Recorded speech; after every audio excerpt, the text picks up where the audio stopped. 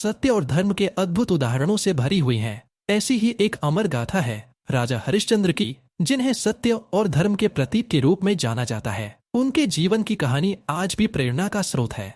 इस कथा में बताया गया है कि कैसे एक राजा ने सत्य के मार्ग पर चलते हुए अपने राज्य, पत्नी, पुत्र और यहाँ तक कि स्वयं को भी त्याग दिया, परंतु कभी झूठ का सहारा नहीं लिया। राजा हरिश्चंद्र का राज्य और जीवन प्राचीन काल में अयोध्या में सूर्यवंशी राजा हरिश्चंद्र राज्य करते थे। वे न्यायप्रिय, धर्मनिष्ठ और सत्यवादी राजा थे। उनकी प्रजा उन्हें अत्यंत प्रेम करती थी, क्योंकि वे सबके साथ समान व्यवहार करते थे और हमेशा सत्य के मार्ग पर चलते थे। उनकी पत्नी का नाम था तारामती और पुत्र का नाम रोहिताश्व था। उनका जीवन सुखी और समृद्ध था। सत्य की परीक्षा एक दिन महान ऋषि विश्वामित्र ने यह देखने का निश्चय किया कि क्या राजा हरिश्चंद्र वास्तव में उतने ही सत्यनिष्ठ हैं जितना कि उनके बारे में कहा जाता है। उन्होंने राजा की परीक्षा लेने की योजना बनाई। ऋषि विश्वामित्र ने अपनी योग शक्ति से राजा हरिश्चंद्र को स्वप्न में दर्शन दिया और कहा, तुमने एक यज्ञ करने का वचन दिया था, अब उसका दान मुझे चाहिए। हरिश्चंद्र ने नींद से जागकर स्वप्न को सत्य माना और ऋषि से वचन निभाने को तैयार हो गए।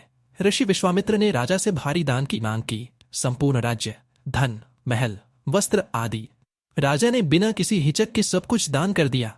अब राजा, रानी और पुत्र निर्धन होकर नगर से बाहर निकल पड़े। काशी की ओर प्रस्थान अपना राज्य त्याग कर राजा हरिश्चंद्र अपनी पत्नी और पुत्र के साथ काशी की ओर चल पड़े। काशी पहुंचने पर उन्हें धन जुटाने के लिए काम की तलाश करनी पड़ी, क्योंकि ऋषि विश्वामित्र ने उनसे दक्षिणा देने की मांग की थी। राजा ने एक श्मशान घाट पर काम करने का निर्णय लिया, जहां उन्हें मुर्दों की चिता जलाने का कार्य सौंपा गया। उन्हें यह कार्य वेतन पर दिया गया और वही वेतन ऋषि को दक्षिणा स्वरूप देना था। रानी तारामती ने नगर में जाकर एक ब्राह्मण के घर में दासी के रूप में काम करना शुरू किया और उनका पुत्र रोहिताश्व भी उसी घर में नौकर बन गया। दुखों की पराकाष्ठा एक दिन रोहिताश्व सांप के काटने से मर गया। तारामती अपने पुत्र की मृत देह लेकर श्मशान पहुंची, जहां हरिश्चंद्र चिता जलाने का कार्य करते थे। उस समय तक हरिश्चंद्र अपनी पत्नी और पुत्र को पहचान नहीं पाए थे। नियम के अनुसार उन्होंने चिता जलाने के लिए कर मांगा। तब तारामती ने राजा से कहा, हे प्रभु, क्या आप अपने ही पुत्र की चिता जलाने के लिए मुझसे कर मांग रहे हैं? हरिश्चंद्र स्तब्ध रह गए। उन्होंने जब शव को देखा तो पहचान लिया कि वह उनका पुत्र था। उन्होंने अपनी पत्नी को भी पहचाना और अत्यंत दुखी हुए। फिर भी उन्होंने नियमों का पालन करते हुए कर मांगा, क्योंकि यह उनका धर्म और कार्य था। तारामती के पास कुछ भी देने को नहीं था।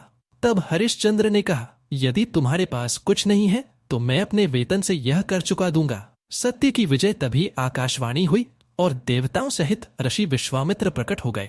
उन्होंने राजा हरिश्चंद्र की सत्यनिष्ठा, धैर्य और धर्म पालन से अत्यंत प्रसन्न होकर उन्हें आशीर्वाद दिया। कहा, हे राजन, आपने असंभव को संभव कर दिखाया है। आज से आप अमर हो गए हैं और आपके नाम का यश युगों तक गाया जाएगा। भगवान विष्णु भी प्रकट हुए और उन्होंने रोहिताश्व को पुनर्जीवित कर दिया। रानी को सम्मान पूर्वक मुक्त कर दिया गया। राजा को उनका राज्य वापस मिला और वे पुनः अयोध्या लौटे। प्रजा ने उनका भव्य स्वागत किया। उपसंहार राजा हरिश्चंद्र की कथा हमें यह सिखाती है कि सच्चाई के मार्ग पर चलना कठिन अवश्य होता है, परंतु उसका फल अत्यंत मधुर होता है। कठिनाइयां, दुख और त्याग, ये सब सत्य के मार्ग पर आने वाले पड़ाव हैं, लेकिन जो व्यक्ति इन सभी परीक्षाओं में खरा उतरता है वह इतिहास में अमर हो जाता है। हरिश्चंद्र न केवल एक आदर्श राजा थे, बल्कि वे एक महान मानव भी थे। उन्होंने सिद्ध कर दिया कि सत्य और धर्म से बढ़कर कुछ नहीं होता।